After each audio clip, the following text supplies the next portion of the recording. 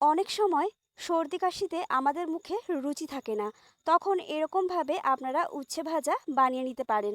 দেখতে যেমনই সুন্দর, খেতে তেমনই কিন্তু সুস্বাদু।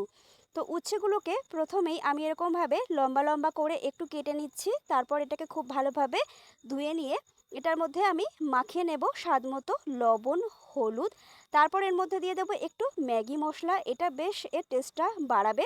তারপর এর মধ্যে আমি দিয়ে দেব চালের গুঁড়ো এবং বেসন দিয়ে খুব ভালোভাবে মাখিয়ে অবশ্যই 10 থেকে 15 মিনিটের জন্য একটু রেখে দেব। তারপর ফ্রাইং প্যানের মধ্যে তেল দিয়ে সুন্দর করে এপিট ওপিট নাড়িয়ে চাড়িয়ে ব্রাউন কালার করে ভেজে নামিয়ে নেব।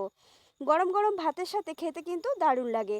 আপনারা বাড়িতে একবার এইভাবে বানিয়ে দেখতে পারেন, আশা করছি আপনাদেরও ভীষণ ভালো লাগবে। তো এই উচ্ছের রেসিপিটি কেমন লাগলো কমেন্টে জানাবেন। ভালো লাগলে লাইক শেয়ার করে পাশে থাকবেন, আর আমার চ্যানেলটিকে সাবস্ক্রাইব করতে একদমই ভুলবেন না।